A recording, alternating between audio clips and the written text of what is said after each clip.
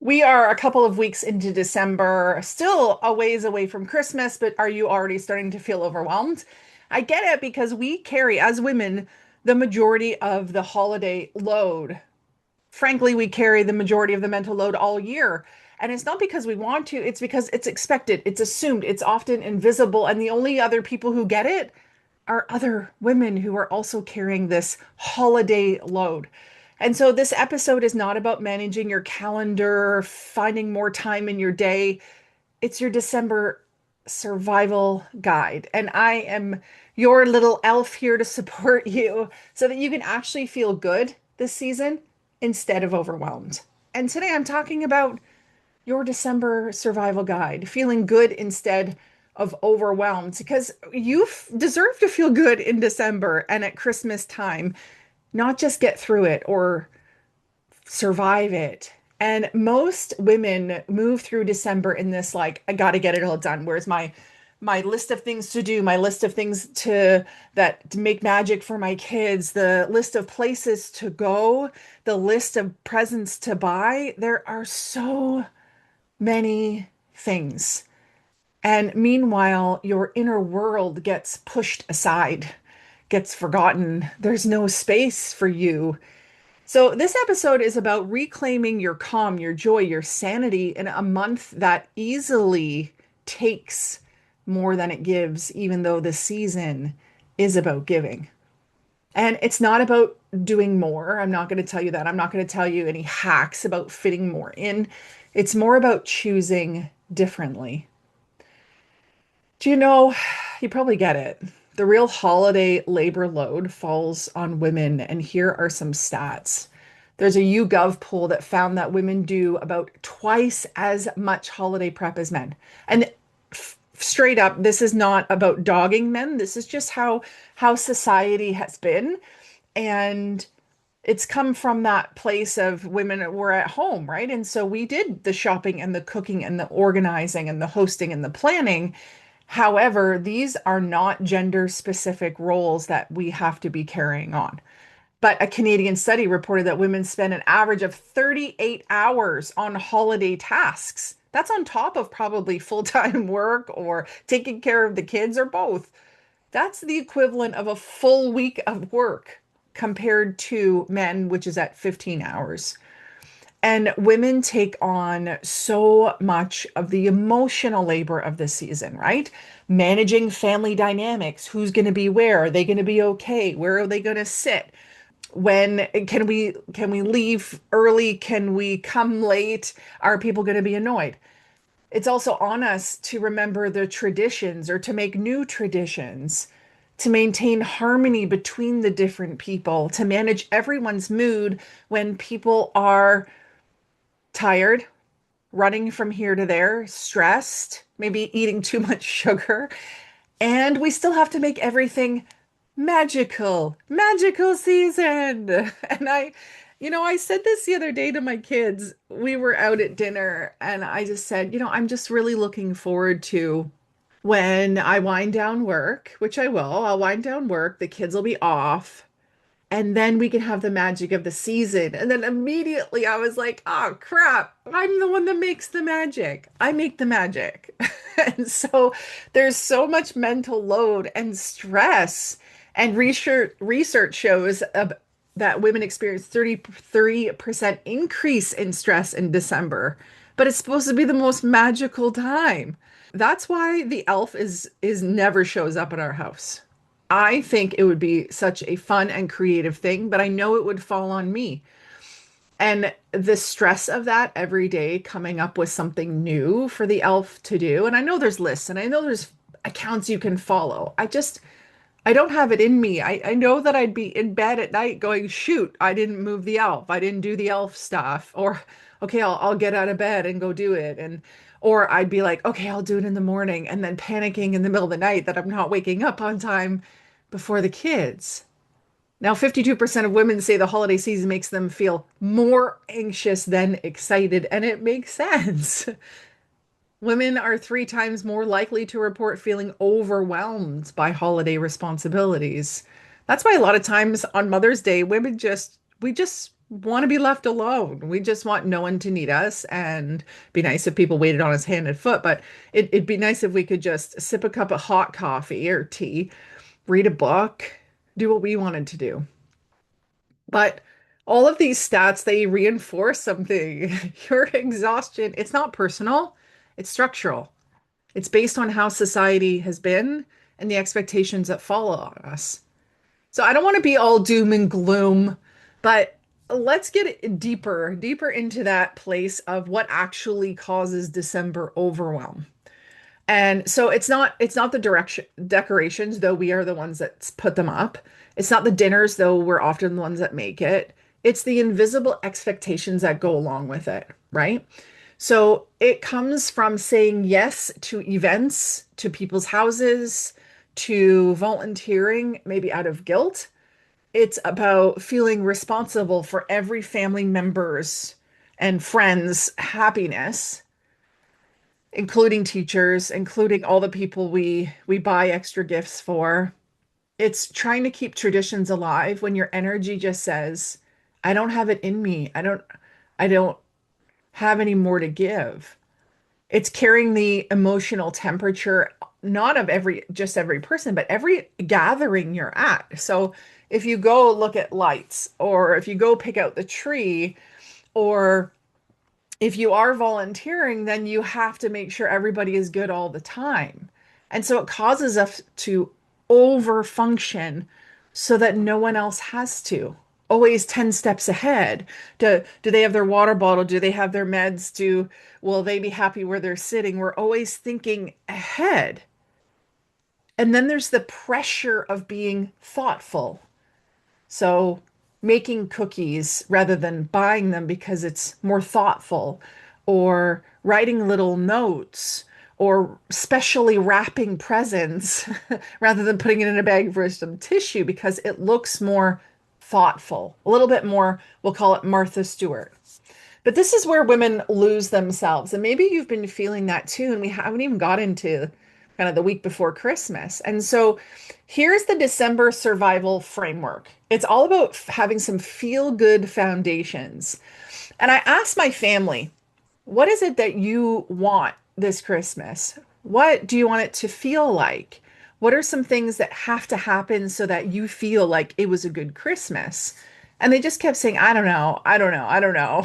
And then I heard things like making gingerbread house, going skiing, going skating, having the tree and decorations up, which is like great. Those are all the like normal things. But for me, it's like it's the magic of just being around family and enjoying Christmas decorations, having some hot chocolates, being at the Christmas market, these sort of things that help me to feel my own magic of the season. So we get to choose first the experience that we want. Most people ask, what do I need to get done this month? What do I need to get done this week, next week? Instead of what do I want December to feel like? So ask yourself that. What do you want December to feel like? Mine was magical and cozy. Magical and cozy. And with cozy goes kind of calm. Here's some other answers that you might come up with just to get the ball rolling. Maybe peaceful, simple, joyful, connected, warm, slow, playful. And so maybe you are an elf on the shelf kind of person and you make it playful, and that's great. But let's let these feelings guide us, guide our choices, guide our yeses, and guide what we put in our calendars. I encourage you, and I give you permission to do less on purpose. You know, feeling good, it requires, here's the cool thing, intentional subtraction. In order to feel good, we must intentionally subtract things from our list.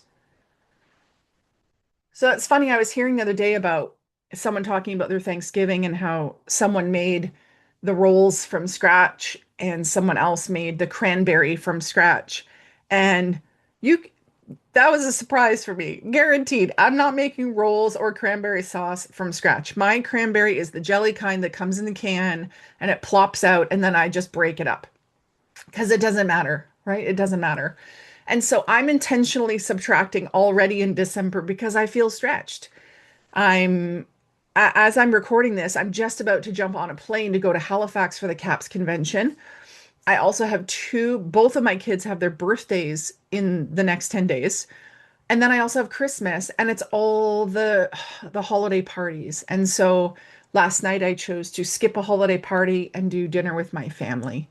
Today, I chose to not go to a networking event, but to record this podcast, or if you're watching on YouTube, to record this and then to use my time to prep things I need and to pack more leisurely for my trip and prepare my handouts for my breakout session with less stress. And this intentional subtraction, it doesn't make you lazy, it makes you wise. So, for example, how you could put this into place, I've shared kind of some of mine, but you could have fewer events, right? Pick and choose your events, or leave leave early from events, or arrive later to events to give you just a little bit more buffer time. Simplified meals, I already shared about a couple of mine. I do packaged gravy, boxed stuffing. The only thing I cook really from scratch is my turkey and my mashed potatoes. And my vegetables are like frozen and I cook them up. My Brussels sprouts I do from scratch because they're not that hard.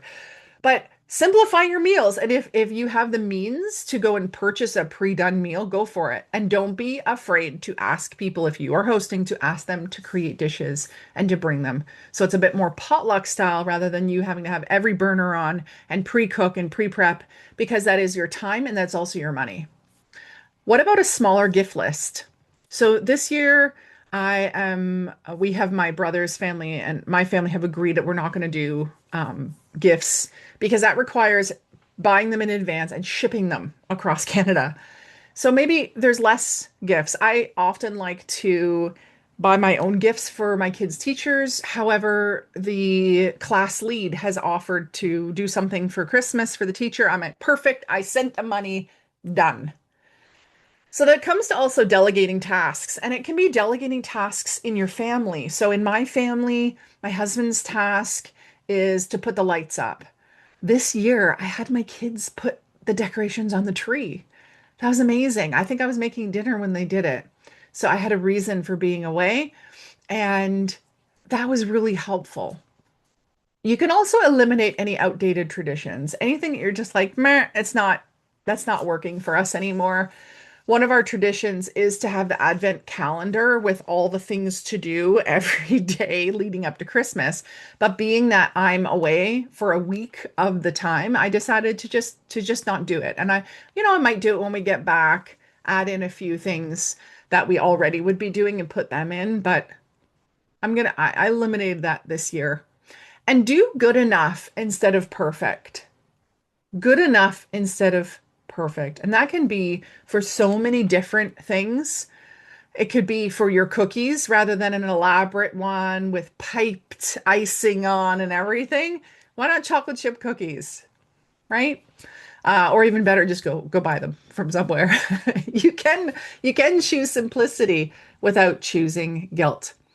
And the thing around December is doing some sort of grounding ritual every single day at the start of the day to stabilize your entire month. And then throughout the day as you need, right? So these could be things like a 10-minute morning movement, like a yoga movement, a walk. Maybe you do a daily walk. Maybe you have a quiet coffee alone. You do your devotional or your prayer, a meditation. Maybe you journal, do some stretching, restorative yoga. Read, read. Sometimes I like to puzzle. That helps my mind get off things, which reminds me I have to finish the puzzle before Christmas so that we have a table to eat on. And maybe you just decide I'm not going to have any plans at night. I'm just going to relax. Maybe say yes to a couple of night events during the month, but otherwise just chilling out. These small rituals, they're going to help you to regulate your nervous system. They're going to help you to have that peace and calm so that you can stay steady throughout the month, a month that is really designed to dysregulate or deregulate your system. Now, why do women struggle to feel good? There's a lot of emotional roots behind it. And we know the pressures, right? And we do things maybe because of guilt and obligation. We have the pressure to be the glue in the family. Maybe we have a fear of disappointing others. We want to avoid conflict. We've maybe internalized this responsibility. I can remember Christmas Day. I don't know if it was last year or 2 years ago, but recently, all this pressure for everything, and people were complaining about on Christmas Eve about going to church, and people were complaining about what we were having to eat. And then the next morning, I was like doing all this stuff by myself, and I asked for help, and no one helped me. And I just started to cry because I was like, this is like, I don't even care. I don't even care. And so I turned the stove off and I just went to my room and I had a moment to myself where I just released all the stress and pressure, responsibility to make it wonderful. And I just thought at that moment, Christmas will be what it is. It is what it is. And I came back out and I had a real heart to heart with my family, and they stepped up and we made it a good day. But we don't have to have that, right? We can break old family patterns. We maybe want to be that reliable one, that thoughtful one, that one that has everything together, but we don't have to be. And we don't have to believe that rest or simplicity makes us selfish or we don't have time for it, because we do, and we have to prioritize it, because otherwise we're going to be exhausted before the season even starts. Yeah.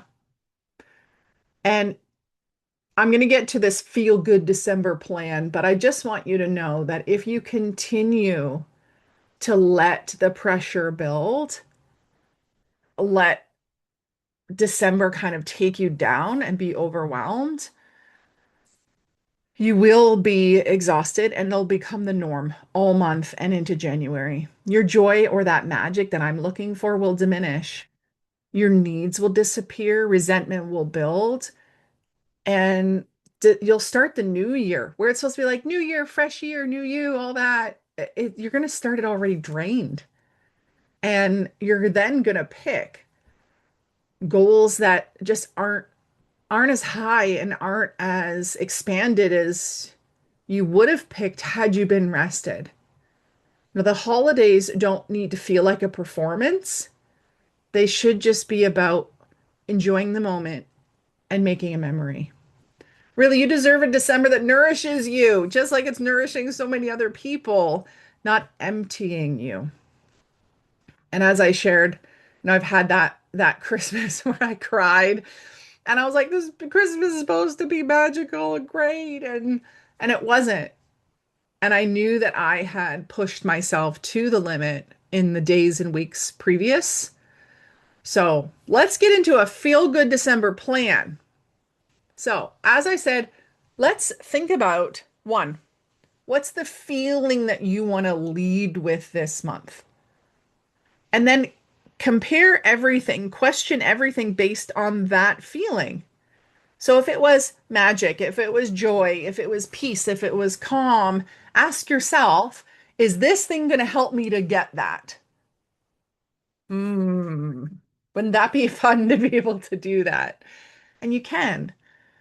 And then ask yourself, the second piece is, what is one thing you're going to do less? What is that strategic elimination or intentional subtraction? What's one thing that you can do less of, or some things that you can take off your plate that you can intentionally subtract and eliminate from your schedule and from your to-do list? And the third thing is, what is one ritual you're going to keep daily and weekly so that you stay grounded and you stay nourished. These three things are going to be your personal December survival guide, and really your survival guide anytime you're entering a stressful time. They are simple, they are doable, and they're definitely powerful. So you don't have to earn your rest. I want you to know that. You don't have to carry it all, and you don't need a perfect holiday to have a meaningful one. Really, you deserve a December that feels good, not overwhelming. So as I wrap up here, there's still many episodes coming this month. I'm going to be talking about the power of your vision board and some other great things. So make sure you hit subscribe so that you don't miss any of these episodes. And send this to the friend that needs to hear this message, that they can chill out a little bit, that they can have a great December as well as you.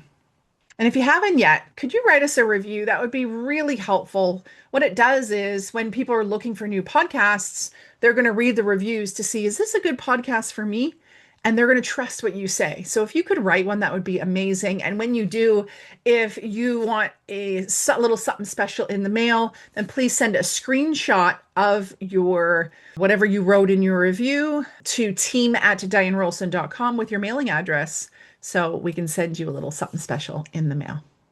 Until next time, stay dynamic. Bye.